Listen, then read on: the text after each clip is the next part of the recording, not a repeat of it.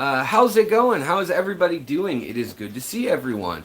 Let's see who is in the chat early. I know I don't usually stream on Fridays, so we'll wait for some folks to come in and all that jazz. Hold on, let's change this around. That's no better. Let's try that again. Oh, right. Okay, I guess that's as good as it's gonna get this way. But yeah, so who do we got in here? We've got Pete, we've got Third Coast, Here Fishy, J.N. Burden, what's up? Jackson Tax, what's up? Thomas, what's going on? Ridgel, hello. Broadcast Illusions, hello. And Due Diligence, Due Diligence, I like that. Alright, so if you guys have a question, as always, helps to say at the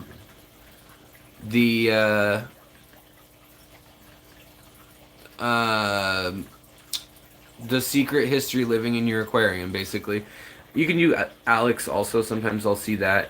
And a friendly reminder, thank you again to users, those of you who are paying the $1.99 or the $4.99 or whatever you contribute. Thank you so much again, viewers, all of you. Thank you, but Patreons and other users, thank you again. I hope some of the stuff's of some use to you that I've been posting in the community tab, some of the outline stuff and all that. So yeah, what's going on, Craig Muppet? Yeah, due diligence. Somebody dislikes all my videos when I post them, like within 5 seconds. So somebody is so dedicated to disliking me that they clearly love me. So I'm not worried about it. But yeah, it is kind of funny how that works. Aquaballs, what's going on, George? How are you doing? M. Indra Soydat, hello. And Halen, what's going on? How's everybody doing? We having a good day? Yeah. Spirulina, what's up? Fish and Floral, hello. As everybody filters in, Elijah, hello. All right, so I am moving in a total of, I guess, 10 days. My wife and I just signed all the last of the papers, I guess, that we had to sign. So exciting, scary, fun, all those things.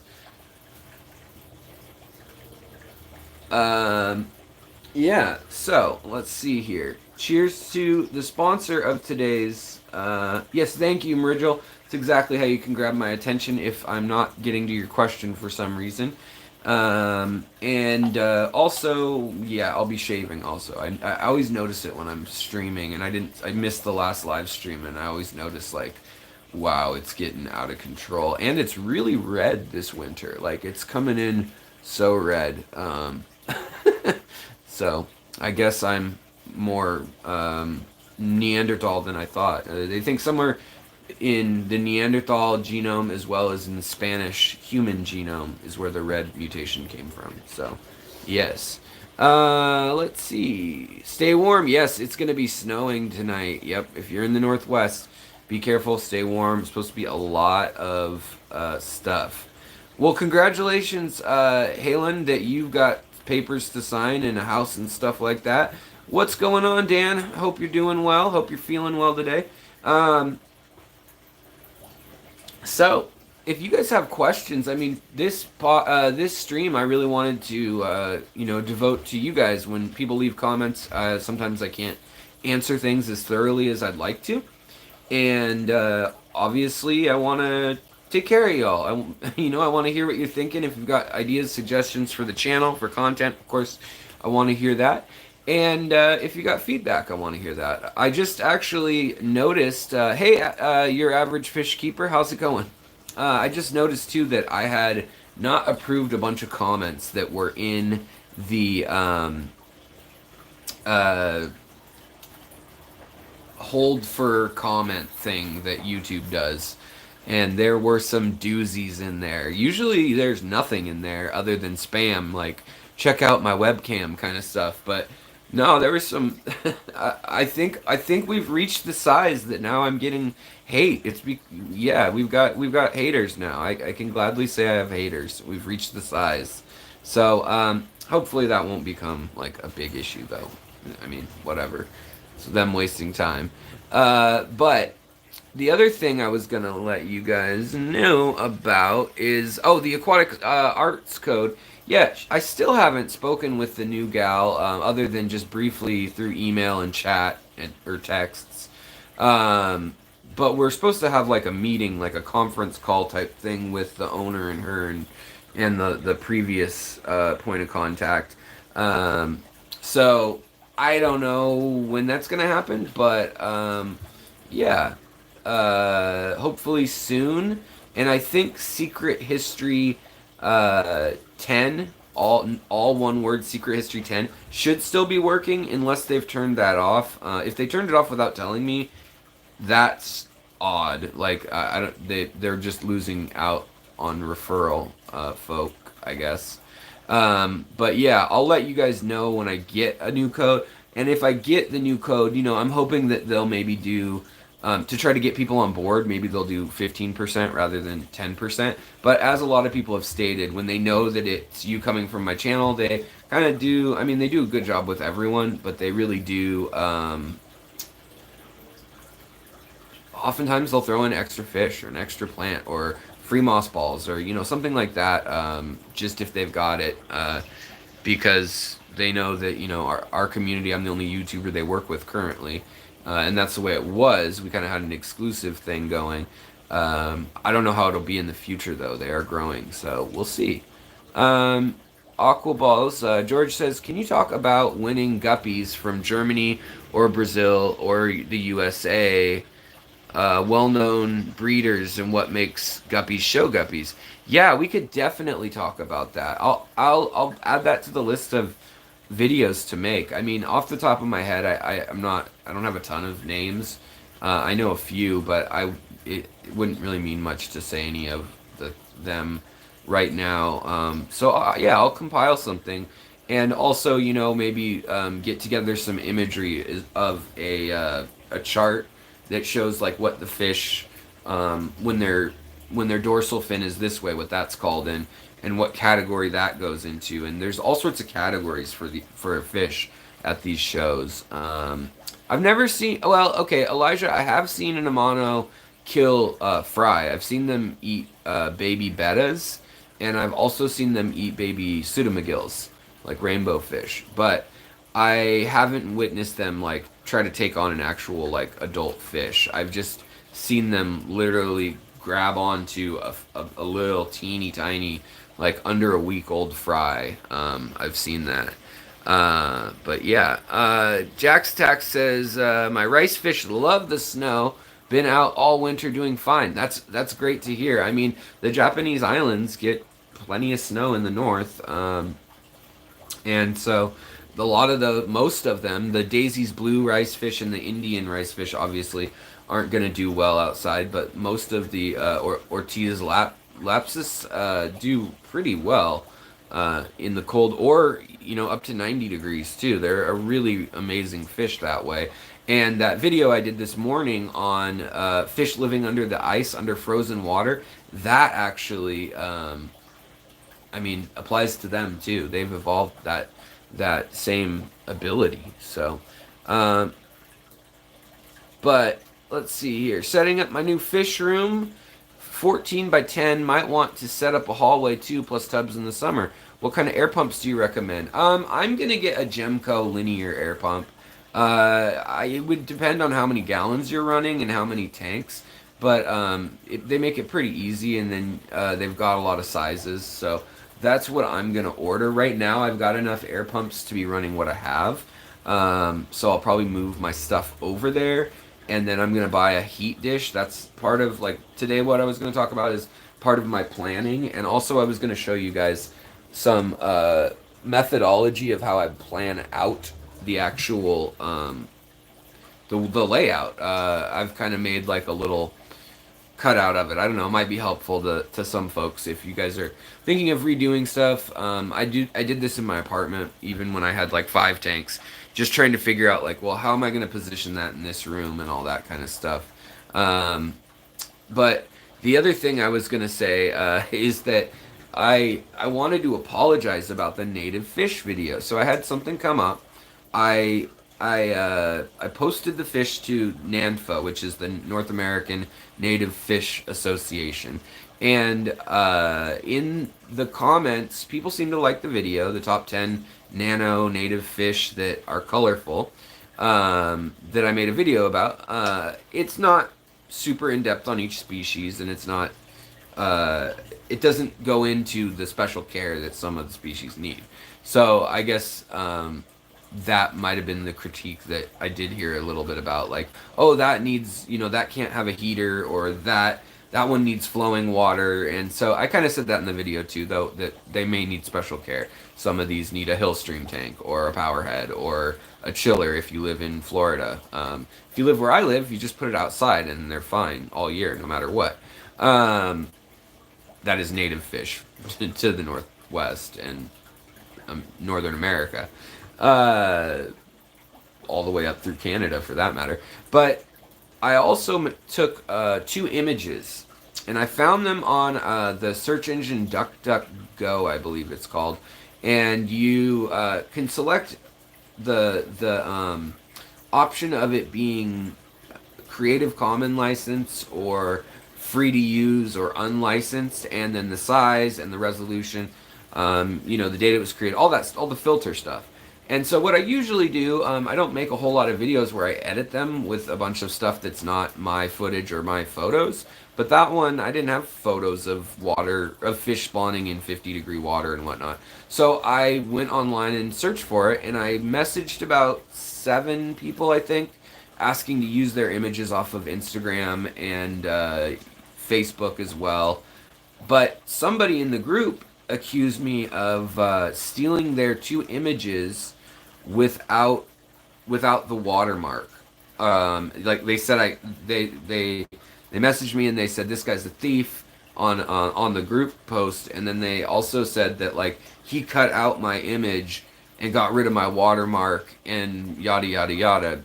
I didn't. I mean, I don't have time. Well, I guess I have time. I could theoretically, but I'm not. Why would I do that? Like, and I also highly respect the guy's work. It's really beautiful work. And on my personal social media, I actually posted a link to his work and a calendar he's a part of, and told people that they should buy it if they like his photography. But then, and I also, oh, by the way, then I took the video down, so it was gone for a little while, and a couple people were commenting, what happened to the video?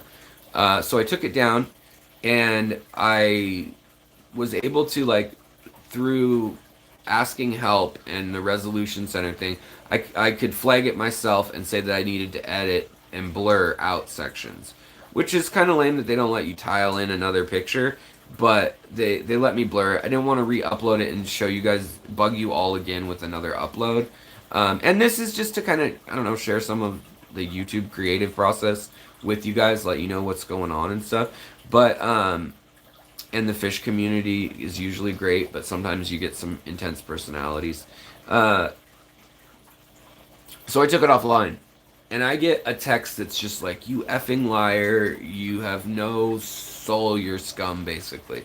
And I'm just confused, because I'd actually offered all like $1.60 that had been raised off the monetization of the ads that run before that video, of 4,000 some views that were on it, and then cut down. I think it was like 67 cents profit. I said, dude, I'll literally give you all that money. That's not a big deal. Like, if that would help, obviously I took your stuff down. I'm willing to put your name out there. And he was still very upset. And so I mean, it's blurred out and everything now, but 2 of the pictures were his.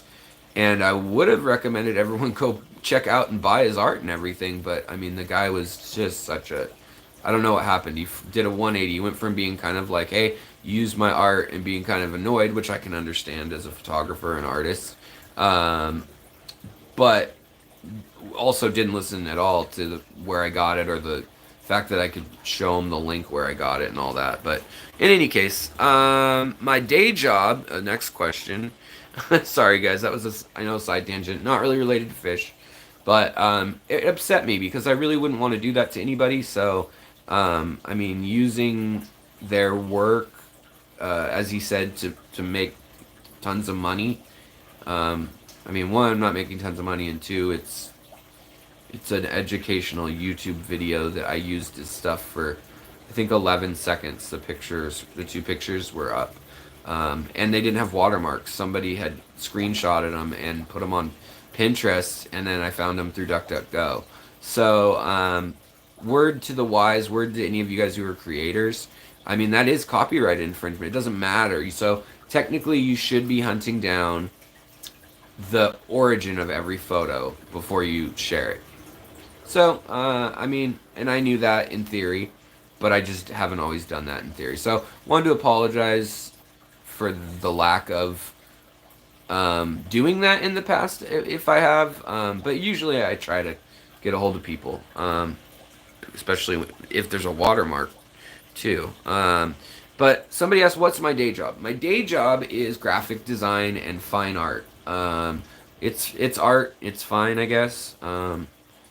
That's I don't know. I used to have a gallery in Seattle, and then I'd do shows every single weekend, and I'd go to festivals, and I'd do like set design for, if you've heard of Sasquatch Festival or Folklife or Bumper Shoot, or the big they're like Coachella or Bonnaroo type festivals, but up here in the Northwest, as well as like poster art for bands.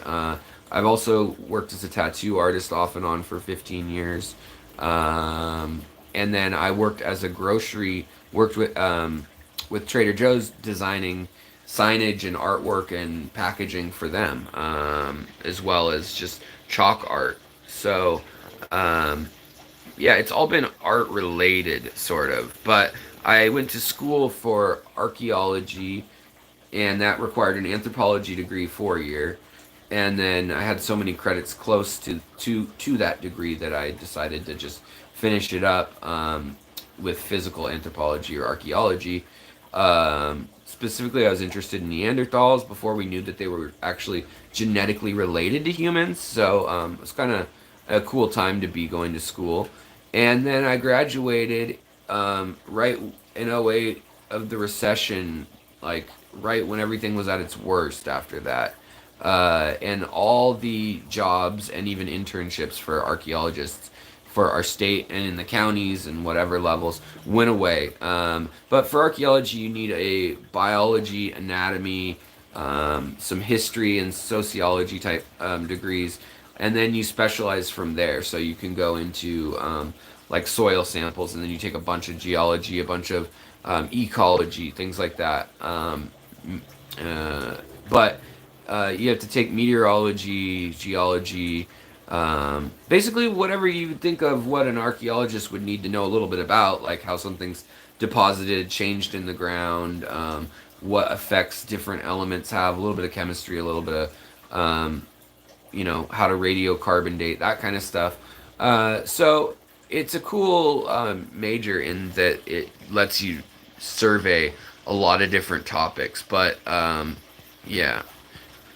Gem, yeah, like gem like a rock. Aquatic Arts gave me 2 extra thorn neurites when I ordered back in November. I was satisfied. Right on, that's awesome to hear, L-Dub. Thanks, man. J-Rad, what's going on?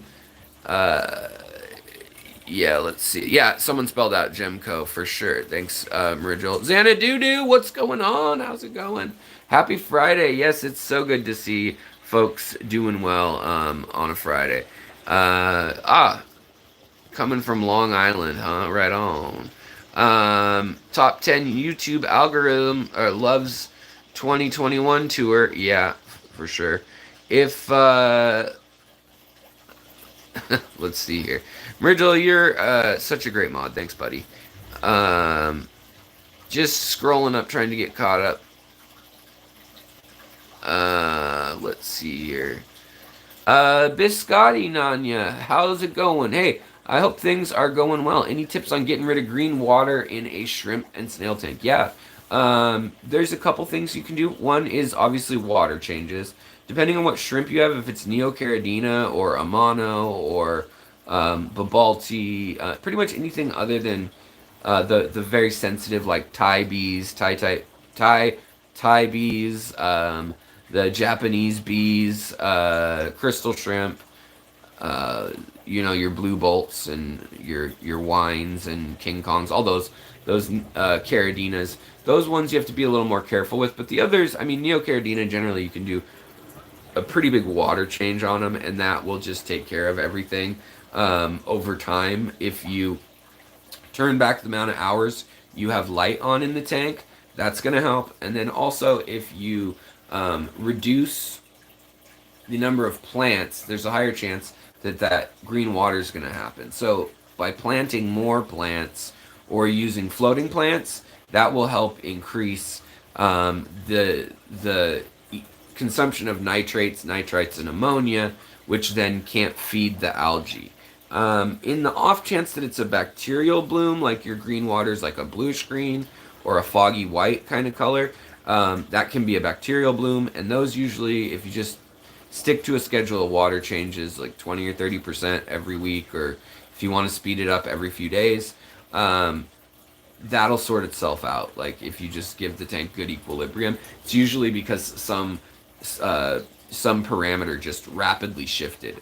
Your pH changed, or you had a bunch of ammonia, and then your tank had a colony that was able to eat and process all that living on your filter floss or in your sponge filter, and then all of a sudden, boom, it got there's no more ammonia for it to eat, so it just disappears, and when it dies, it leaves a clear little skeleton that floats around. So I would say water changes, dial back the amount of light, and add some plants. That's what I would definitely suggest. Um, let's see here. Do, do, do, do, do, do, do, do. Treat yourself. I like that. I was watching Community, binge watching Community. I am not scum, more like mole. Hey, yeah, I don't have a problem with pond scum. I like pond scum. As a guy who takes pictures of fish, I mean, scum, it's a helpful thing. We need it. Looking for silicone. Just you want to get. Oh, they all say not for aquarium use. You don't want those then. You want basically pure silicone. It's usually called like aquarium grade or aquatic or human, like food grade silicone. And because silicone is an incredible element in that nothing sticks to it. It does not bond with anything without like really extreme conditions. Other than that, it will not bond to things. So that's why it's a non-stick surface. But when they mix it as an amalgam, then it has other properties, and that can be rough with that. But it's okay. I know. If you're new, it's all good. We all get how it goes. And if you have a channel you want us to check out, we will. I just request that you don't like spam it. But I mean, you can mention it. That's totally fine. Like, and then people can decide if they'll see it and decide if they want to check it out. All right. Oh, by the way, on one of your last streams, I heard that you are in recovery. So am I. I have 3 years sobriety in AA. Keep up the good work. Thank you so much, and congrats to you. Yeah, it's been 12. I'm trying to think when it'll be 13. I guess actually it's coming up. 13 years since I've been intoxicated. Other than there was one time I slipped up early on, like 4 years into it. But other than that, no, I don't drink alcohol anymore. And I mean, I had a lot of addictions also other than that. And so I quit most of that stuff, quit herb and all that too. Don't have anything against it if it works in your life, but I think a lot of people are just not honest about it working in their life. And even if it doesn't work in your life, but it's just not a problem, you can deal with it, then I mean, whatever, to each their own. But it wasn't working for me, and a lot of people I knew that died that were close to me. So I think the a hobby is incredibly useful for just getting grounded at home. You know, feeling like you're plugged into nature, like you're like something relies on you and the fact that you get up in the morning, and something's waiting for you and needs your care. Pets, animals are amazing. Humans are good for that too, like, you know, relationships and friends, but that's a whole other dynamic. And you know, you're putting on someone if they're your rock. If a general fish tank community is one of your rocks or support networks, then I think that's more healthy because, you know, you can take care of it. Yeah, you might lose a fish, but you can get another one, and you've still got the others and things like that. So I think it's just a great way to do that. So I definitely approve of it, and I know a ton of people who are in some sort of recovery, whether it's gambling or whatever, you know, video games. They're playing World of Warcraft too much. Like, I've heard it all. People messaging me and how they got into the hobby, and so yeah. Let's see here. Tiffany, hello. I'm interested. You know, it's weird. The last two videos I've seen, or I've posted, have gotten really low views. And this live stream, I mean, there's like 50 of you in here, according to my little counter. But usually there's like 100 to 150 of y'all. And I know it's a different time slot, but I'm wondering, like, if the algorithm gods have shunned me. Have I been shunned, guys? Just curious. All right, let's see here. So yeah, just reading your comments today, guys, which I usually don't have time to even do. Okay, so let's take a look real quick at what I was working on. Let me lay it out for you guys, and then I'll share what I'm. Yeah, a lot of people. I have a video called the MTS, or you might be addicted. You might have multiple tank syndrome, or you might have a fish tank addiction type videos. You might be a redneck if kind of videos. And yeah, it. I think it's cute. It's supposed to be lighthearted, but there is a pattern when people get into fish and they get into it hard. We call it multiple tank syndrome, or MTS. MTS is probably the most like cited phrase in all of the hobby, in that there's Malaysian trumpet snail, multiple tank syndrome. It stands for something else, like Matten filters or something. It's the skew force, so some people say that. Mountains, people are referred to sometimes in aquascapes or whatever, or collection points. And it's, yeah, so it's kind of funny. But, so I want to show you guys, let me get this sorted real quick. Kind of the plan. The plane. Oh, no, the plan. So, the other thing I got in the comments that I had never seen before was, somebody was like, I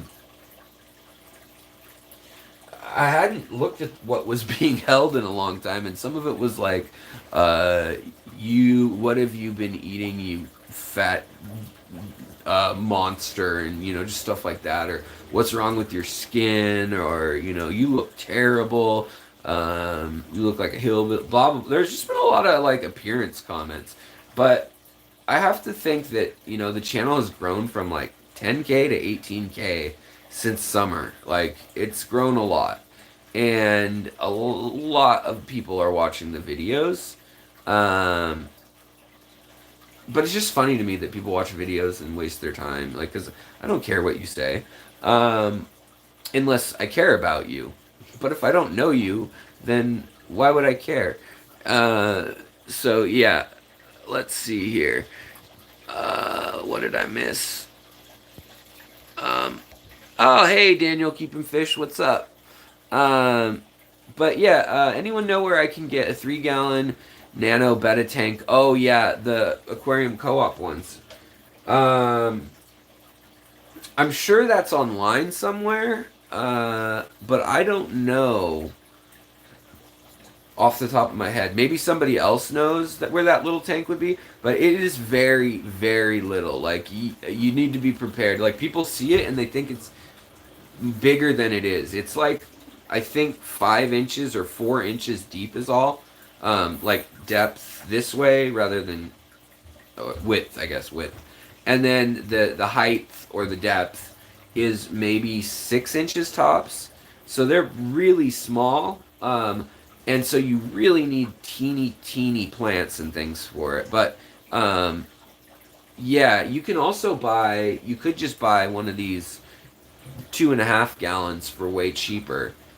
And they're about like a 20 in a 20 long or whatever, or a 20 tall in their ratio or whatever.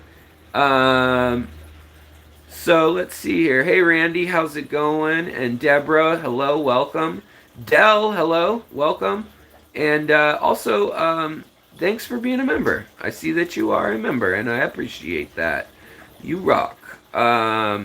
Any thoughts on using perlite as filter media? I kind of like a fluidized bed filter or something. Um, I don't know. I would, yeah, you could test it out. Perlite, for me, yeah, the fact that it floats annoys me. It used to sink. It used to like get inundated. Wow, I really need to shave. Sorry, guys. Yeah, I noticed these things, and in a week, it's like I haven't trimmed, so the hairs that do grow fast grow really fast. But I'm getting red, and I also had some white hairs for the first time in my life. Like I used to just grow blonde, like Viking blonde beard, and my hair on my head used to be all blonde too until I was about 25. I just don't get it. I'm going through changes. Um, thanks, Crystal. Welcome, by the way. Thanks for the comment, though. Yeah, I have about 15 tie dyes. This one I've been wearing a lot this week. I probably need to change it in all reality. Uh, Super Cartridge Kids, what's going on? Got some Tiger Batis as a gift today. That is a nice gift. The Malaysian black and red Tiger Batis, or the red ones, or the black ones, or the blue ones. They kind of get a lot of different names. Just curious which ones you got. But I love Batis of all sorts. That's a fish that I definitely want to get more of, as well as the native fish. And at the new house, hopefully, I want to have a pond, and I like koi, I do, but I'm not in love with them. I kind of would rather have like a diverse native creek pond if I could get a flowing water setup and all that. So, it's come. Oh, guys, actually, my my gold-eyed cichlids, or golden dwarf cichlids, whatever you want to call them. They're Nanacara anomala or anomola, and they're spawning right now. They're in the middle of their mating dance, the male and the female. They're really like they get frightened very easily, but I just wanted to show you guys them kind of going in their little mating dance. Also, I got an unboxing recently, and I got a topaz iron guppy, a female, which I'm really excited about in this tank. She's up there eating, I don't know, some little critter, while the fish mate below her. And I got that from redfishbluefish.shop. He's going to be placing another order soon, I believe. So I didn't tell you. I think his show's moving to, instead of Fridays, I think he's going to be having it in the morning now. Oh, you can see the babies that they had a few weeks ago coming out. Those babies are only like a month old, and they're already almost an inch long. Like 4 or 5 of them are. The others are still super teeny. But in any case, you're watching the golden Nanacara, or the golden dwarf. It's interesting though. I don't I don't recognize the behavior in that the female and male look like they switched roles from what they did last time. Like last time the male turned all blue and the female turned yellow, and you can see the kind of yellow. We'll see if we can get closer in a minute. I just don't want to like disrupt them too much, but that guppy might do it for us. And I know it's kind of shaky at the moment, and I apologize. But we'll get a little closer and see if we can see some detail on there, the colorations of this, even though live streams are awful for that. Sorry guys. Whoop whoop whoop whoop whoop whoop. Alright, let's see what we can see. So usually the male turns bright blue and the female turns a bright yellow color. Oh, she's chasing poo. That's the female there. And she's got just very strong black bar marking on her side, which was not the case last time. Interesting. Whereas the male, he seems just kind of, I don't know, he looks kind of anemic and weak. I don't know what's going on. Usually they're the aggressor in this spawning partnership. But this one's been hanging out in the back corner. I think maybe their babies are... You can see why they're called goldeneye cichlids. That big goldeneye. She knows that the camera is, like, up. She knows that, like, even though I'm hiding down behind a bucket, she knows that, like, there's something up with the camera. So she's, I guess, smarter than your average bear. But I just want to see if he'll flash some color. But it almost looks like another female to me, the way the fins are clamped and everything. It's odd. I'm hoping it's not having some health issues. Yeah, that's the same female that had the first batch of babies. And then you can see the babies up there, or one of them, is floating around with its papa. But yeah, alright, well we won't spend too much time on this, but... yeah, we got that, and then we've also got the new topaz female. Now, Jason had an extra female, and I was like, I will gladly take her if she's just been with the topaz iron guppies, because the males, when she has babies, which she inevitably will have several batches of, they should all be the iron topaz males, and or I mean males and females, but that she's been with. So that should be a good, easy way to get a hold of that at a discount. And he made an exception for me. So I'll have an unboxing video about that. But then I also got another Banshee, an albino, or not albino, an Inca, Apistogramma Banshee. It's real shy, though. It hides. I don't know for sure if Mickey's on here tonight or tomorrow. Maybe he'll know. It's interesting. It's eating like a lot of kelp and plant type stuff. But the one that I had from before, the female, she's colored up since this new one got here a few days ago. She's kind of she had gotten so natural colored that her bright bumblebee striping from before was like non-existent now. Come on, really? You're gonna just turn as I turn? But she's got yellow and orange fins now, and kind of some iridescence and a big black to dark blue stripe. Whereas the other one back there has yellow fins and a big black bold front dorsal fin rays. And then you can see the orange again on the lower fin back there, the anal fin and the caudal peduncle. But it's hard to tell. I mean, obviously, it's probably a little hard to tell if that's a male or a female. I would love it if that is a male, but they are such a diverse-looking fish.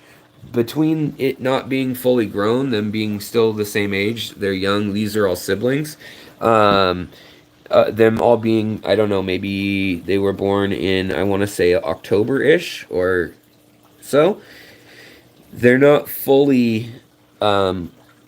colorful, and the different ones grow at different rates, but you just never know sometimes with them. Like this female has looked like a male to me. I would have thought it was a male, but I've had, you know, two very educated Apisto lovers tell me otherwise. Oh, he's yawning. She's yawning. For some reason, it doesn't want to focus. Probably the glare. All right, so I know that a bunch of you guys have made comments, but Biscotti right on for the grow tent insulated bags. I'm skipping down to the bottom so that I'm caught up. So sorry if I missed your comment. Just type it again. But I just know that I'd gotten behind and I wanted to hop ahead.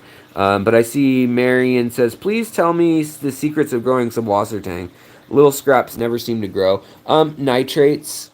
It's having nitrates. If you let your nitrates get to like 40 parts per million, for me anyways, that's really what seems to do it. And then just breaking it up. I just break it up and move it around a lot, and then the shrimp clean it, and I think the shrimp cleaning it keeps the algae off of it. Oh, by the way, I don't know if you guys noticed, but bejeebus, look at all these Malawa shrimp just perched out on the rock. It's like they have a freaking, like they're waiting for war. They're just hanging out, doing their thing. I don't know what the deal is. They don't usually do that. Yeah, I guess it's not much of a secret. Sorry. It's a slow growing plant. It really is though. So like when you break it up though, it'll all grow. Like even a very teeny piece will grow into its own piece. So I just recommend break up the pieces and spread them around, and if you can get a little more flow on the water, on things in the water, then that might help too. Why won't this focus? Sorry guys. Frustrating technology issues. That, and I would love the other fish to come forward. I'm going to try to get the other fish to come forward. And if anybody here knows Inca Benchis a little bit better. It looks kind of malish to me, but I don't know these fish that well, so... Oh, they know there's a fish next to them. The shrimp are freaking out. I'm gonna freak out, man. But yeah, you can kind of see... Can you guys kind of see the markings on this one? Now? I don't know. Let's zoom... Oh, that's better, Alex. Good job, idiot. Not super brightly colored, though, which is weird to me, that these fish as babies were super bright. Then they got super dull, and, yeah. So, in any case, this is the questionable one. Don't know if it's a male or female. It is bigger than the one that we have confirmed as a female here. And she has colored up a lot since he arrived, or she arrived. The other one arrived, and this one doesn't have a real bold black band on the eye, whereas all the females have. So I don't know. That's one I'll have to keep learning because I don't know. But yeah, look at all those shrimp doing their thing. And then of course these fish have been beautiful lately too. The Panduro cichlids have just been incredibly colorful. Let's see if she still is. I'll probably scare her and then she won't be. But he has been just beautiful. I think I used them as the cover photo today. But I mean, turning beautiful purples and blues. And these ones I got from... Where did I get these ones from? Aquatic Arts, I guess, is where I got them from. Isn't it? Yeah, I think so. Yeah. And they're just beautiful. I love them. They haven't been showing any mating behavior, like they're going to pair off, really. But they do hang out together. And they just turn lots of different colors. I'm going to see if we can get the female to come out a little bit more. Come on. Oh, alright. Well, I don't want to bug her too bad. But in any case... Yeah, and then the other kind of cool trick that's been working well in this tank is that the CPDs, which used to hide all day, are now completely out in full effect. And the main thing is that that they have the hybrids that are half erythromicron, half CPD. These two big ones. They are, like, for some reason, super bold, and they have a little dot on their tail and super bright orange fins. They don't have any markings on their fins, whereas the real CPDs have black bands. And oh, there's the female. See how yellow she is? She's like a beautiful bumblebee. These ones are the Panduro cichlids, apistogramma. They're one of the smaller apistos, and this is about full size now, and they're only going to get this big. But look how pretty she is. It's just, I think she's a very nice. Hey Mary, how's it going? Welcome. Good to see you. But yeah, so they're just hanging out. But yeah, the erythromicrons, which are the striped guys, from the Shan region of Thailand, Laos, and Myanmar, and then the CPDs, which are also from like Inlay and the Shan region, very closely related, but these are hybrids of them. And ever since I've got the hybrids, they're just hanging out front and center, doing their thing. Oh, by the way, these plants have not grown this far. I had them sitting in here with because there's two lights, so I had them sitting in here to try to grow some runners so that I'll have some of these ready to go. See the roots, how they do that? And then I'll just bury it sideways when I'm ready. This guy wants to like play with my hands. What's going on, Mr. Episto? These two are gonna need a name. If they can, I mean, I'm worried about the move, and that's why I haven't named them yet. But as soon as we move successfully, they'll get a name. But yeah, so that's the deal there. The other thing is this tank has been turning my nearite snails like tan rather than, they used to be bright yellow. So I don't know. Hello, Smokey. Xanadudu says, I've been really happy with Aquatic Arts fishes, Redfish, Bluefish 2, Fish Room Fever, and LRB. Yeah, and Dan's Fish is another good one, I think, usually. Our fish collective, from everything I've heard, I haven't ordered anything, but they all are pretty good folks. And yeah, Lucas Bretz, LRB, is another good one. So those are the ones, I mean, I highly recommend those. The Wet Spot usually does a good job out of Portland, Oregon. But yeah, Aquatic Arts is my go-to. If they have it, I'm going to buy it from them rather than anyone else. And then Aquatic Arts, you know, first and foremost, and then go down the chain from there. But my shrimp I generally buy from Lucas, if I can help it. What was all? Oh, right. Jason Smith, welcome.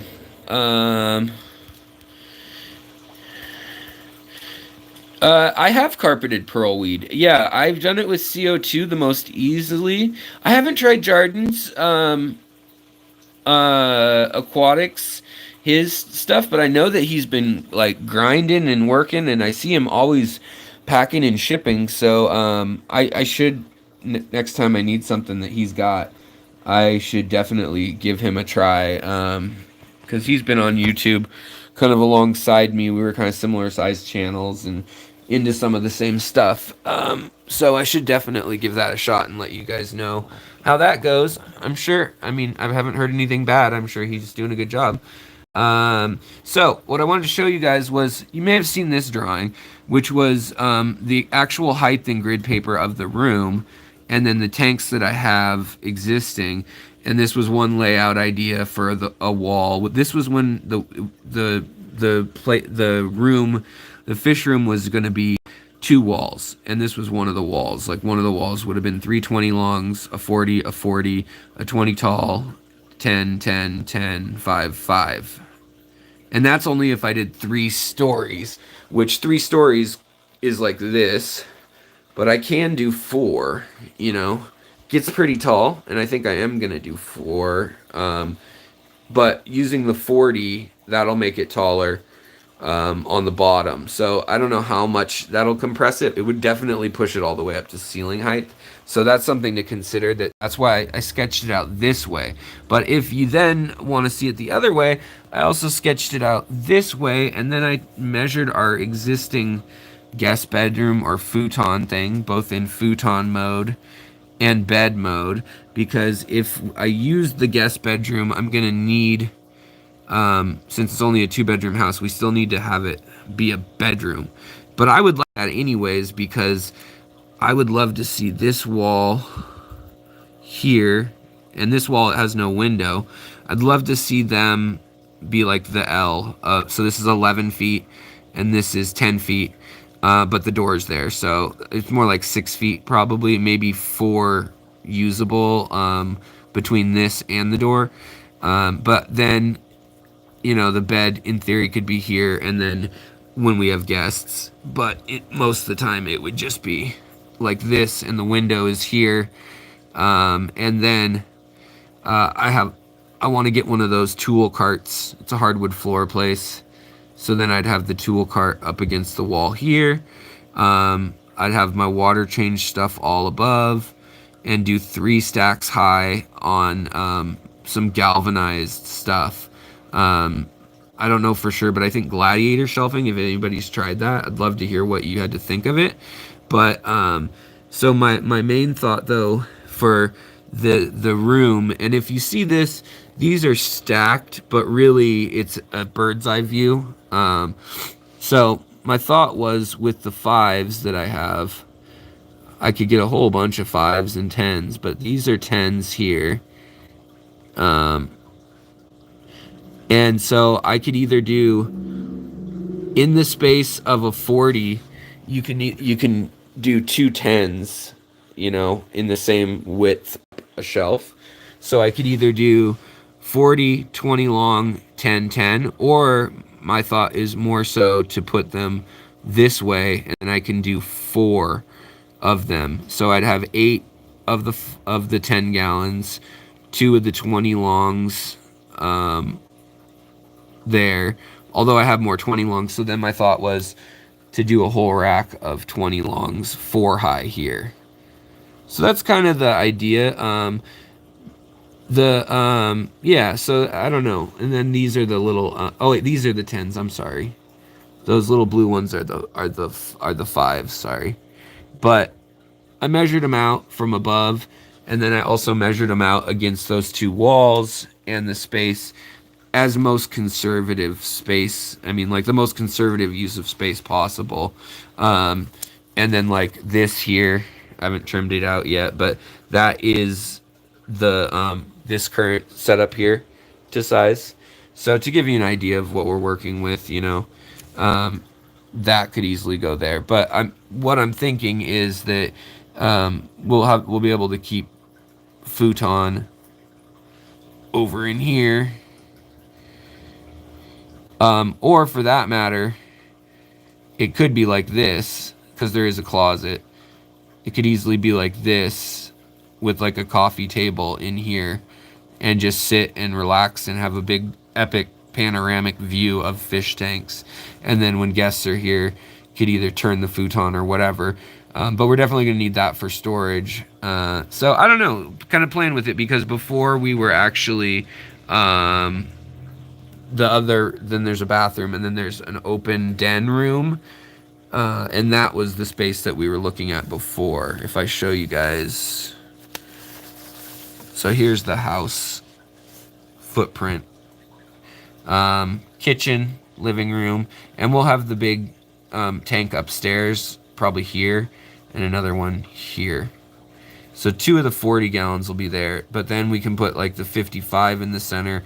So 40, 40, 55, 20, 20, 10, 10, 10, 10, 10, 10, 5, 5, 5, 5, 5. You could put like 4 5s, I think. 5 5s, I think, fit actually right there.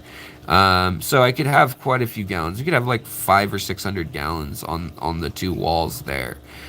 Whereas before I was looking at this space and this space, or this space and this, which would have been broken up and kind of awkward. This, I can run the plumbing either this way or out in the hall, up and around. And then there's a window here that goes out into the yard, which actually drains downhill this way. So that should be good for the fish room. So yeah, I don't know. Let me know what you guys think, if you got a better idea for sure. I'm pretty sure I have... Halen says, I'm pretty sure I have 2 foot by 4 foot gladiator shelves, since they don't sell muscle racks anymore. I have half of one holding a 55 on top and various below. Hey, not Nola Jane, Fish Rich, what's up? Bruno, hello. check out Fishboy YouTube. You'll have to find Fishboy USA. He has used Gladiator racks and other racks from Walmart, I believe. Should be building fish room series. Yeah. Where is the water in association with that? Oh yeah, the water's right here. This is a shower. That's a sink. Over here, there's actually a washer and dryer right here in the freaking guest bed, or in the master bedroom. There's like a big old closet, and then a 15-foot, like for me that's big from what we've been living in the apartment, 15 by 14-foot room, that also has the laundry in it. It's weird. Seattle, you're tight on space, but so that's the house. My wife and I, our goal eventually maybe would be to expand to the door here. There's sliding glass doors here, and we move in 10 days. So it's coming up quick. We're gonna have to unplug and reset up all these tanks. Or I am. I need to actually find someone to help me carry 2 or 3 of the biggest ones. I'll definitely need some help. So I think I've got my dad and maybe another friend, but I don't know. I still haven't sorted it all out yet, to be honest. A couple of people fell through that I was going to use as to help. But in any case, yeah, so the idea would be probably we'll expand this. My uncle and I, my uncle is a general contractor, and I've done construction in the past. But make that into just a shower laundry nook here with stacked washer and dryer, and then wall here, and this area would be just a bathroom sink, a toilet, and a shower, because right now we just have the little sink, which is very small, a toilet, and it's a bath technically, but it's a real low bath and small, with the shower. It's a small house. It's like 1,180 square feet or something like that. And then there's a carport right here. And then there's a big backyard that if we were to map this all the way out, it would actually come 3 sheets of paper.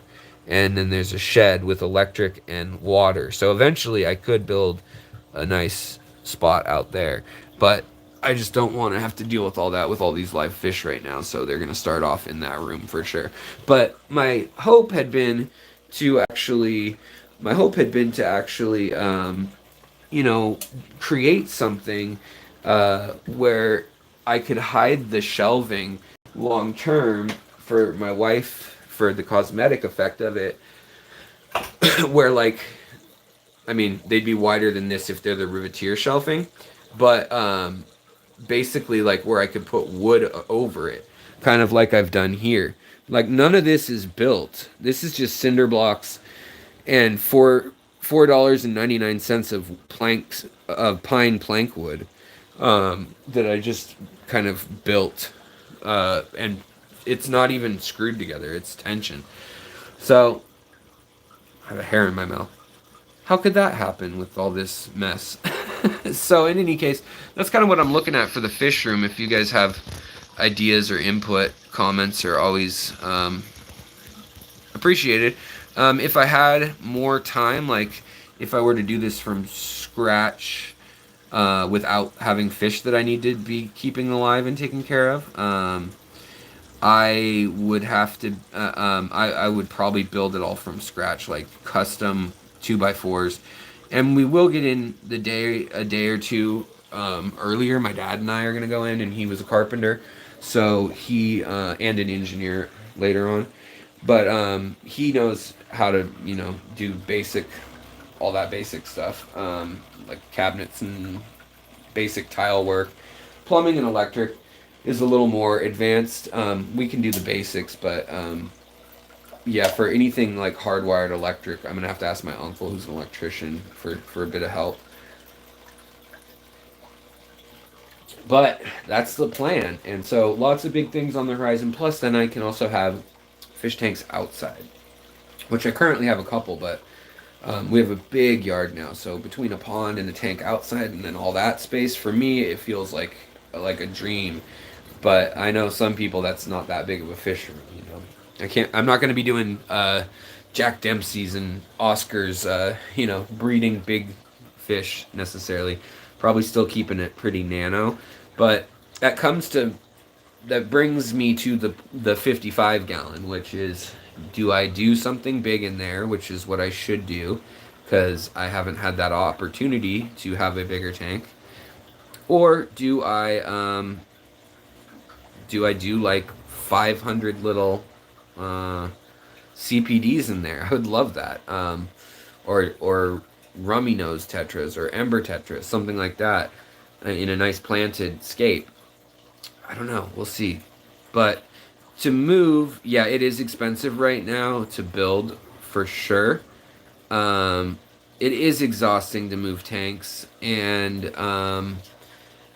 yeah, 1, 2, 3, 4, 5, 6, 7, 8, 9, 10, 11, 12, 13, 14, 15, 16, 17, 18 tanks with fish to move. Um, and plants. I mean, all but 3 have plants. So, yeah, it's going to be a process. I'm going to just have to do it day by day. Um, and hopefully, though, this will make the channel better. It'll make us have more room for breeding and like setting things aside, having grow out tanks, so I can actually grow out my angelfish or my man, my hair, this hat. Nothing is working today. Sorry, guys. But yeah, hopefully that works out well, because the other fish that like I've been dying to spawn out in their own tank alone are these rainbows, the Radnocentris. Um, Splendens are really cool fish, and I really want to grow them out, but right now they're sharing the space with mustard catfish, Synodontis, and then with the Endlers, my Endler spawning project. And then the other Endler spawning project, and then, yeah, we have no shortage of shrimp. There's a better view of that fish. If you guys can tell me what gender it is, I would be grateful. It is an Episto Inca Banshee, or Epistogramma Banshee. You know, I thought I could sex these things, but I have no idea. Here's the other one that we know is female. Oh, now it's not going to focus. There we go. So, orange, I mean, they do have some similar markings. So, I'm a little concerned they might just both be females. But I'm hoping that the one's a male, because I couldn't tell them apart last time either. And these ones, I couldn't tell apart when I first got them. I couldn't tell which one was male and female, but now it's extremely obvious. I mean, with the yellow that she is, and then the purple, and I mean, the different shapes are classic, kind of like a crib. You can really tell these Epistos, the Panduros, apart. Where did she go? She's somewhere. Also, I love the Hydrocaudal verticillata, these guys that everyone asks, what are those crazy parasol things? Well, it turns out that they're, I mean, I love them and everything, but they also they act as like algae poles, like beams that just connect any filamentaceous algae. And oh, also I forgot to mention that the sparkling gouramis, in all this madness, with all these nano fish in here, with with the gobies and the baby plecos and all that, they had some eggs, and I thought, what is that film? Like, I just thought it was like pieces of plastic or styrofoam, because the eggs are so tiny. It just looks like grit, like some sort of, I don't know, sandpaper grit that's white or something, or sand for that matter. And I mean, I'm talking like this size of these little specks on the rock. And oh yeah, and like I was gonna say, so right now I've got 6 of these horned zebra neorites that have been in here over 2 months now, all of them. They're all over the place. And this, I mean, I haven't scraped any rocks, but you can see they do still lay a few eggs here and there. But like they pick a spot usually, like they wanted to nest in that corner, I guess. But you can see there's really not much. So if you hate the neorites that lay eggs all the time, the zebra horned neorites that are the mini or small size ones, dwarf, pygmy, I don't know, they go by a lot of names in the trade. They're really not bad. I mean, plus if you do want to get rid of the stuff on the rock, it pops right off. They don't have strong eggs like a big neorite does. So in any case, oh, Mickey, hello. Just joined. Replayed on the Epistos. That one standing on the clay pot has got to be a Borelli female Episti. The other one is a Banshee female. Oh, really? A Borelli, huh? How could that be? Or female Banshee? Hold on. Female Borelli. Alright, I'm seeing your comments. Interesting. Well, how did I get a Borelli in here? I wonder if when I switched with that guy, he gave me a Borelli and mine died and his didn't? But he gave me a female? Very odd. But thank you, Mickey. I trust you 100%. This tank I give up on. I give up on the ever getting a male. This is the third time that I've had somebody be like, oh, there's a male. Here we go. This is going to work out. And then it doesn't. Actually, I mean, Jason didn't know for sure. He just gave me the last one because there wasn't a pair of them left. So he said, if you pay for shipping, just, chip me $20 and I'll hook you up with that last Banshee. Which is that bigger one, the new one. So the other one being smaller, thinking that it's mine, I wonder if it was the other. It's got to be then. It's got to be the other one that the other guy brought over, which means he brought me a female rather than a male. Anyways, and then mine died that night or in transit or something right after transit. Those look like Apistogramma nijenseni. Check web for them. Oh yeah, they're Panduro is what they're listed under, and I said, does that mean Pandarini or Pandor? Yeah, I think Pandarini is the other one. And they said no, Panduro. But yeah, I mean, just beautiful. When they were younger, like even just a month ago, they had all the stripes going the other way on their sides. They had the vertical barring, and he had the face mask too still. And now they've just, I mean, totally colored up differently, and they're just gorgeous fish. They don't seem to be interested in any spawning activity as of yet. But Mickey, thank you. I appreciate it. I trust you 100%. I'm very confused, but yeah. Very closely related. Both species are awesome. Well, thanks. Are the man, that is so weird. How did I end up with? I mean, yeah, it's got to be that. So you think this one's a Borelli? Then I would assume the little female here that I assumed was my Banshee still. Weird. In any case, shows what I know on these, but I didn't claim to know anything other than when I first got them. The video when I first got them, the two that I had, was definitely accurate. But yeah, there's some coloring on them. If you check it out, on the female there, we've got some of the bluing and stuff like that. Mickey, I wish you could send me one from 3.0, or from Europe too. Sorry, I read the next comment. What do I think about the Fluval 3.0? I love the Fluval 3.0 light. In fact, I'm trying a lot of different things right now. I've bought everything from the cheapest night cruise and Hygars to the 3.0. This 3.0 1 on a 40 breeder. I mean, it keeps this tank lush there's no CO2 in this tank or anything right now. Keeps it super lush.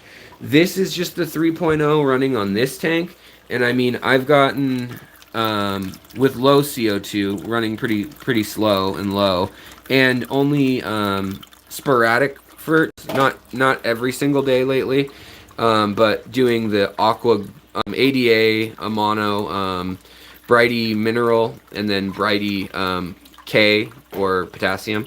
But basically, I mean, you can see the colors coming out in the Rotalas that were in my low-tech tanks. So these have all had to grow and color up since they've been in here. But yeah, I mean, and the carpeting going on is pretty impressive. I need to do a trim on the carpet finally again. But yeah, pretty impressive for what I mean, for, it's not a deep tank, but for a 24-inch light hanging on the wire rack, I'm happy with it for sure. It is a little pricey. It definitely pays to get like the 3 or 4 foot versions. And so I have another one of these upstairs. This is what I'll be using on both 40s in the new house. And then I've got the littler one for this tank that will stay with it. But then I've got Twin Stars. I like Twin Stars. You can't change any settings on them. I like the Bluetooth being enabled. That's really nice. Yeah, so. Have I heard of Diamond Eye Bettas? No, I have not heard of that one. I'll have to check it out. But yeah. Secret History Living in Your Aquarium. What do you think of hygrolites? I like them. They're not the most powerful thing ever, but they'll grow medium light plants pretty well. I don't like the red light and blue light diodes that are on, like just that effect. But if you have like any sort of lid or cover or a baffle for the light, then it's actually fine. Then it's not that big of a deal. What is the rack for the 40 or what is the rack for the 40-gallon rack? I've got to get a Gladiator or something real strong, iron, steel or hardcore. I guess it could be aluminum, but something hardcore. This is actually cinder blocks here. Don't worry, I'm not shooting up. It's for what do you call it? Blackbeard algae. That's what I use. Is just use that, or I find if you use that, you can get right in to spots and get it. But yeah, so I've just got cinder blocks in here, and I've got, let's see here. Then this is just pine board that's 1/2 inch thick, I guess, 3/4 inch thick. It's not 2x4, but I was gonna do 2x4, but this stuff was cheaper. So yeah, if you can, you should really make it as much as you can because you'll probably regret not doing it. Yeah, definitely. I mean, I think I'm gonna get yeah, hydroponic lights, Randy, are sometimes overkill, but sometimes not. I mean, it depends on what you want to grow. If you have a 40-gallon or 120-gallon or something deep, something deeper than a 40, I would say. So it's like up past 16 inches deep or 18 inches deep, then that extra light really goes a long way, especially if you wanted to do an Iwagumi scape in like a 40-gallon or in a bigger tank. I think you might need that full light. It's just you really have to be careful when you get those supercharged grow lights for, herb or tomatoes or whatever they claim they're for. They're for herb. But you really got to be kind of careful with that. Sometimes they're for orchids, I suppose. And other, tropical plants. But you could blast out a tank. I mean, that would burn away everything here. I had an Odyssey that was a 380 watt light that was 12,000 lumens, and oh man, it was just it was rough. Yeah, this guy says I use my insulin needles to dose the aquarium as well. Yeah, no, I have to over the years I've had different things. I've had to use biologics for lupus and rheumatoid arthritis, methotrexate and Humira and what's the other one? I always forget the name. Cycline, Dezo. Any case, doesn't matter. You guys don't care. But yeah, so I've had lots of bags of needles they hand you when you go to the pharmacy. But yeah, they're pretty handy for that. The other thing I want to do at the new house is definitely try to breed these tetras. Don't even know if they're male or female. Like, I assumed that I had one female for sure because of the belly, but they all are starting, as I fatten them up, they're all starting to get the balloon profile. And of course, my lovelies, my little panda loaches, gotta love them. They're gonna need some room to run. Oh, but the little fish you see in here, these are the sparkling gourami fry. And they're growing quick. I tossed them in here, got them out of that tank that we were just looking at up there. And yeah, so I got them out of there. And then this tank is the filterless tank, heaterless, filterless tank. But I did put the new light on it, and it is, since I put that light on it though, that's a Haiger light, I think. Is that the Haiger? Let me double check. The Haiger might be the one below. I bought 2 new lights when yeah, this is the Haiger. Okay, good. Yeah, it doesn't fit this tank quite right, obviously, but this is kind of an odd, rimless tank anyways.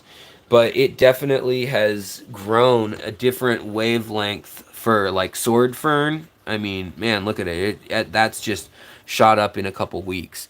All the plants in here have gone nuts since I put that on it. And that's like I said, I don't dose that tank. I don't do anything to that tank. That is the used and abused tank of all tanks for sure. Whereas like here, we've got the little Aqueon pendant planted plus their kind of copy of the pennant Fluval planted plus, nowhere near as powerful. It'll grow plants in a shallow tank like that, but I mean, no, I wouldn't recommend that light that you get at Petco or PetSmart for plants anyways. Probably fine for fish. Fluval stratum, I've made videos on different substrates, but where I get into detail, but I use Fluval stratum and I mix it with ADA Amazonia frequently. That's one of my favorite combos. Mickey says, always just need more tanks and cash. 40 to 50 species available over there. Wow, that's nice.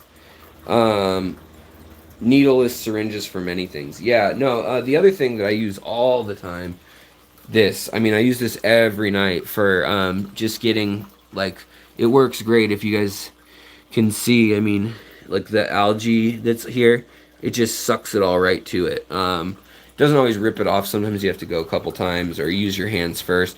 But between that and like picking fry, like when the sparkling gouramis had their fry over here by the heater, I was picking them up. There's still some random fry that you see at night that zip across that are teeny.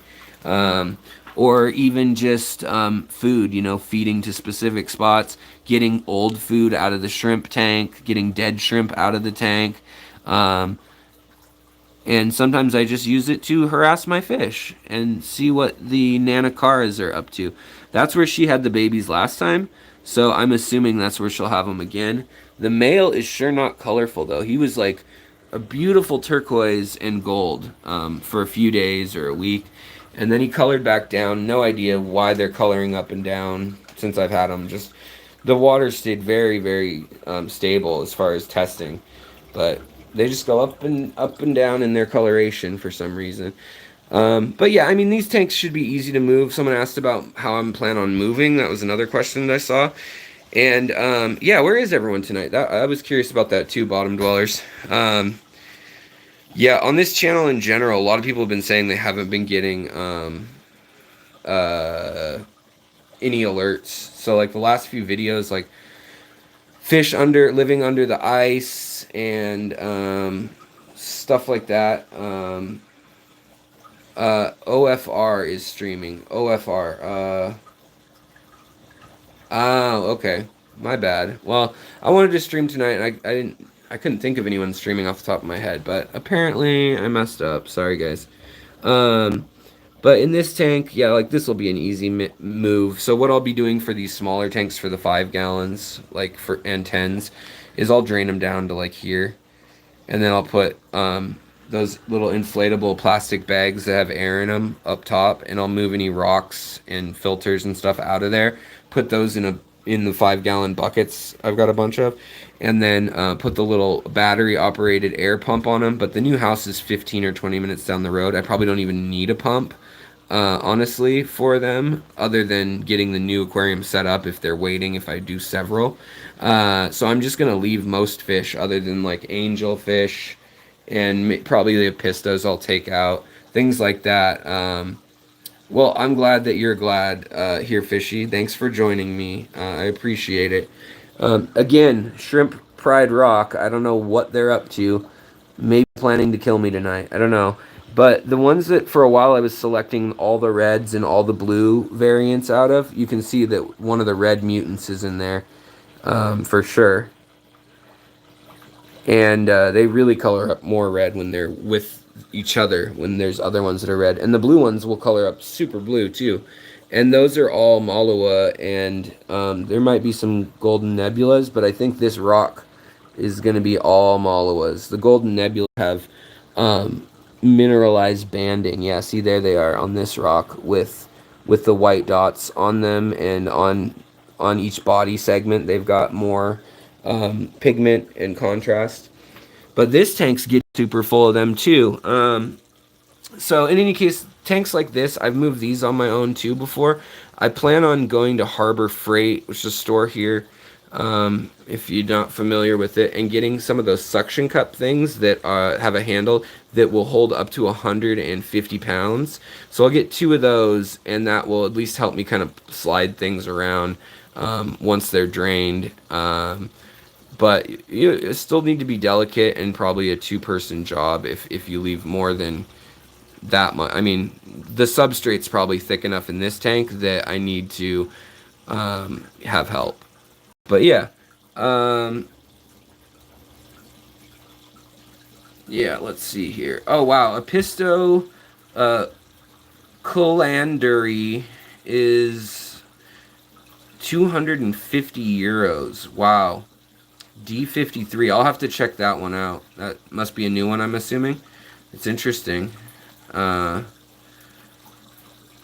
Ohio Fish Rescue. Ohio Fish Room or Ohio Fish Rescue? But yeah. I usually leave Xanadudu. I usually leave my baby endlers with their parents if there's enough. Like, this protection I consider enough. Like, they will eat some of their babies, but most of the babies will hang out in there. Especially endler babies are a little smarter than guppy babies. I don't know if it's just they're less in line bred or what, but they do better in my experience than guppy babies. Guppy babies sometimes just sit in the open and just get munched like relentlessly. I've seen it happen so many times. But in a tank like this, even, that just has more open space. I know it may not look like it because of the floating plants, but I've taken most of the fry and I put them in here, and so they grow out in here, and then I just move them back up when I want. But right now I'm trying to cross that line that I had with this. Just curious what it would form, because these guys are pretty breathtaking under natural light. They're just fire orange, you know, like a neon orange from the 90s fanny pack. And then these are all where I want them to be as specimens too. So of course live streaming is the worst way to show off a fish, but yeah, I'm really happy with these. Spade tail with the split in it, and then with the long dorsal.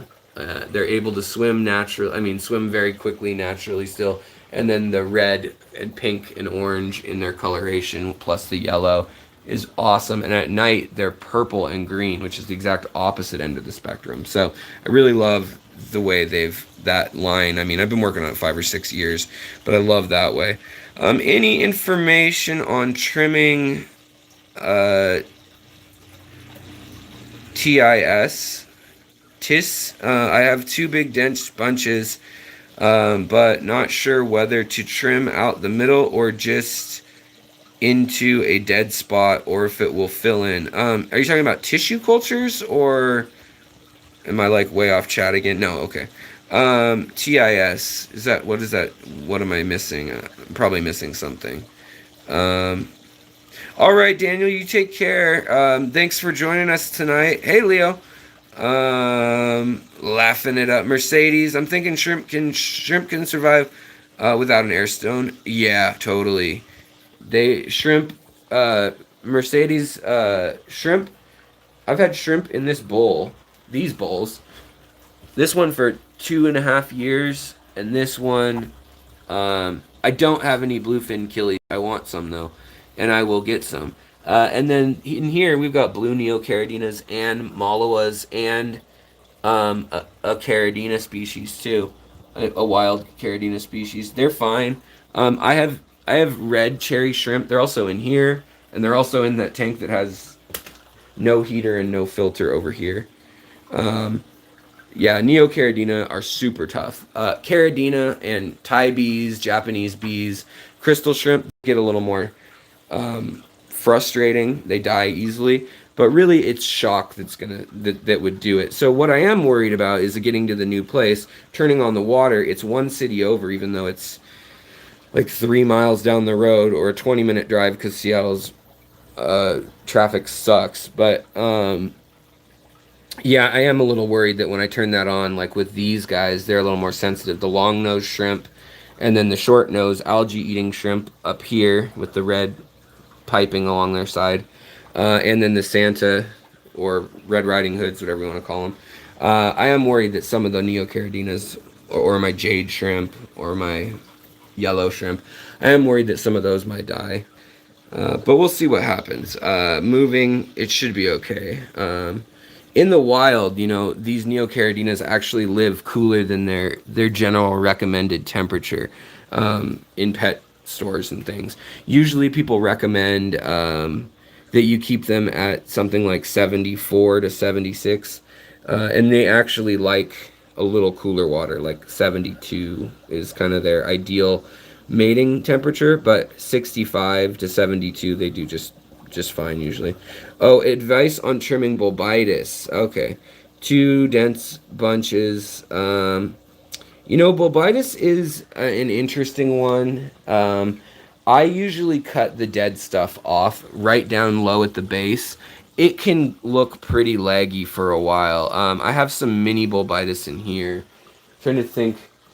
Oh, I think I have a bush of it over here. I just don't want, I'm just not disrupting my wife. Otherwise, I'd show you the big bulbitis plants in the other tanks upstairs. But in here, there's some bulbitis, maybe, unless it died. Maybe it did die. Or it's under moss. This moss just grows and grows and grows. Yeah, it's still down in there. But bulbitis, yeah, I trim what dies or what gets too much algae on it. You can see some of it there. And you can trim it back all the way to the rhizome and it will come back out. But what I would do is, hey, Goose Not Maverick, what's up? I would take a razor blade or a box cutter and just kind of cut a little wedge, a little triangle wedge out of the rhizome if it doesn't have any spots left. But really where you cut, if you cut it right at the rhizome, the mangled or rotten dead leaves, that spot should propagate 1 or 2 new sprouts. So it should be okay. It's all good, Marion. It's all good. So yeah, that's kind of what's up with this. I'm trying to think, like in my head, I'm also trying to take inventory of like, which fish do I really not want to die? You know, like obviously I don't want any of my fish to die, but which ones am I going to like, you know, spend the day doing just the hard to deal with ones like my angels. I'll probably go easy with them. These guys finally, I hope I got rid of their worms. They had, you know, even with levamisole, it took 2 rounds to get them not visible. So, yeah, rough. They had a rough infection. But all the plants in here, I mean, this tank is, the soil should be taxed out. It's not because of how, you know, things I've added, mineral-wise, like powders and extracts and things. But I don't even know. Yeah, right, Marion. You know his name. You know, I've got to kind of make sure that like it doesn't crash on me. It's going well because of the light and because of the amount of nitrates that the fish put in here. You know, they can keep it at 30 even with the plants, kind of. Now that I moved some extra fish in here that you can't see them, but there's actually like an 8-inch Siamese algae eater in there, and I did get rid of the cribs that were in here. All the crib grow outs, I got rid of them because they had gotten full grown. And I had one that was 6 inches, a Cribensis Pulcher, 6-inch male. Never had a male get over 5 inches yet until that one. So I was really surprised when I found him. I didn't even know he was in there still. Like, honestly, I thought it was just the females at that point. But in any case, so that's what's going on. Oh, and then I ordered some tissue cultures from AFA, and then bought some from local aquariums and too, and a couple others. So you know, because I have new tanks outside waiting to get planted. Probably will have to worry about moving and doing all the particulars of that first. But yeah. Assorted Imaginarium plant bulbs from Petco. Best way to set them up? Yeah, just put them in any substrate, whether it's gravel or, I mean, this is ADA. Here you can see that I added dust from lava rock, crushed lava rock, like at the bottom of the bag, because it was high in iron. And I could tell because I had a magnet, a neodymium magnet, and it actually pulled up all the dust to it. So it was iron oxide, but you can see it stratified. The bacteria and plant roots and time has actually pulled it into a layer, a weird layer, in this shallow tank.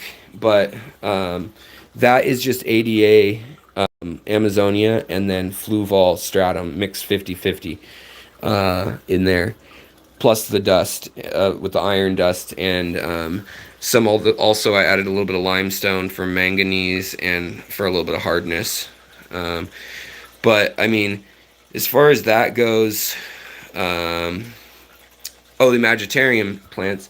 Yeah, I mean, these are Imaginarium assorted bulb plants that I have growing all over the place. Some, like these Aponogetans, they're not even in anything. They're just floating bulbs. But they do like to be anchored at first. So you just anchor them, even if it's gravel. Here was another one that was an assorted bulb. Another one.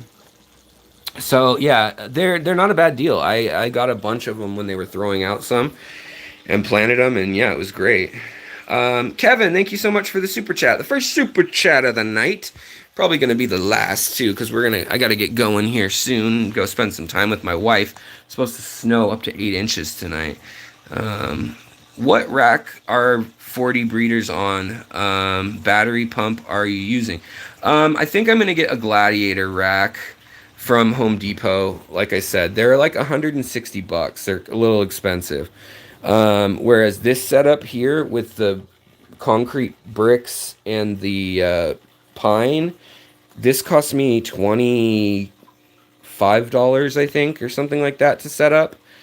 And it's actually it's not just on edges like a lot of people do with 2x4s or 4x4s and using blocks. But I think I will be getting, it's kind of like these, sorry, I know everything's a mess, but it's kind of like these, but not wire. It's cork board or wood, like particle board.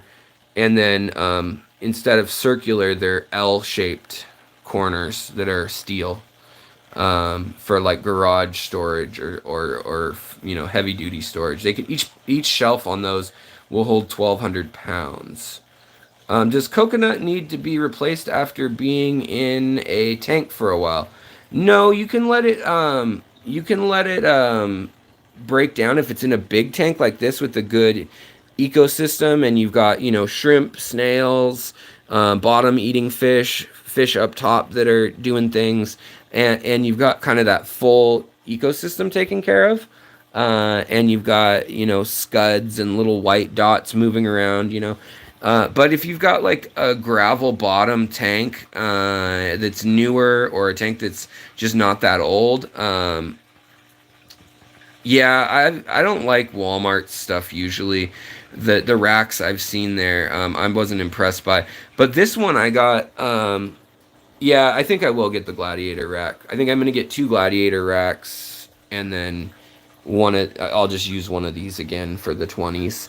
But what I want to really do is, in the long run, if they stay in that room and I don't build a shrimp and fish shack of its own, what I want to do is, on the framing of the shelves, I want to take wood, and I'm definitely going to leave myself at least 8 inches of space like I did here. 6 is not enough for me. Definitely going to leave 8, maybe 9 inches of space to work. If it's a 40-gallon breeder, I want like 9 or 10 inches.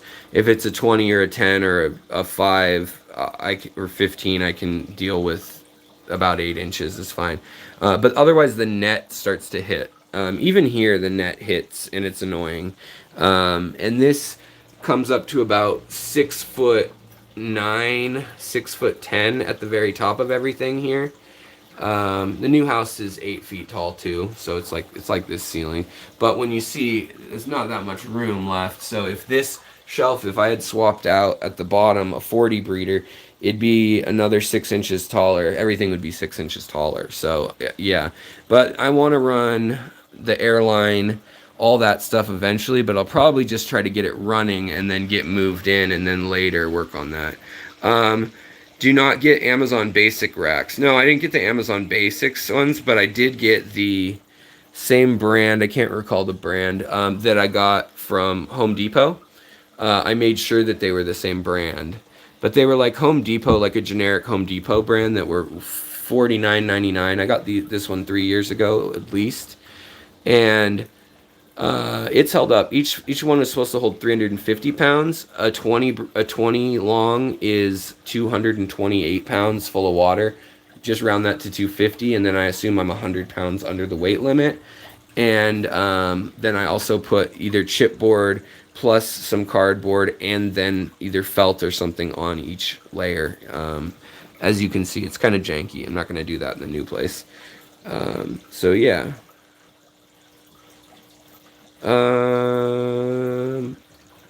All right, you have a great night, Mickey. Thanks again, brother. Good price, size, and look really nice. Yeah, oh, I don't like wire X either. These were just, I mean, they were $49.99, so that's why I got them when I got them. And I didn't know what I need, so I wanted something adjustable. And I thought it was going to be for a year rather than for life, you know, because we're in an apartment. But now I have these are probably going to go in the carport and just be for like camping gear, you know, something light, you know, a tent and sleeping bags, not tanks full of water. I also have some milk crates and things like that I keep like albums and magazines and old stuff in, and I've got all the sand and all that kind of stuff under there right now. But the other thing, black rubber shelf liner. Yeah, if you guys have more, Leslie, thank you. If you guys have more recommendations, I definitely am open to it, you know. It's like we're spending money on a house, and this is a big part of my life, obviously. And I breed fish and plants, particularly nano stuff, you know. And so, yeah, I think it makes sense to invest in the fish room, make it look nice. It'll be fun, but overwhelming. So that's why I've got the little dollhouse paper building cutouts here, both x-axis and y-axis, or bird's eye view and front-facing POV view. But yeah, so we are slated to get between 5 and 15 inches, according to the local liars in the local meteorological department. Yeah, I understand how that goes. The other thing is nice in that room is it's a hardwood floor. So what I'm thinking of is getting those rubber water splash mats. Because right now, you know, I've got like Tupperware lids that have a lip and they'll catch some stuff. But if I seal the floor, wax the floor, and we keep up with the wax on the hardwood floor and all that, plus putting down some splash mats or rubber mats. They have rubber mats with like a piping around the edge, and I'm debating that too. But what I want to do in the new place is put them all the way to the wall and then have them come out at least 6 inches, but maybe a foot from there. And probably use the splash mats that you use like in a dish pit in a kitchen or something like that. They can hold quite a bit of water. I mean, if a tank busts, you're still kind of screwed. But we'll have a little pump or drain set up, worked out, if that were to occur in the room. We'll definitely do that at some point too. All right, well, you know, it's great that you guys decided to join me tonight. I appreciate it. It's been a little quiet stream. It's been nice. Hopefully I've been able to get to most of your questions. But thank you so much. I will put an alarm on it for sure, about a moisture alarm. And because of a good friend of mine, who I'm sure I'll talk about later when he starts selling shrimp online and stuff,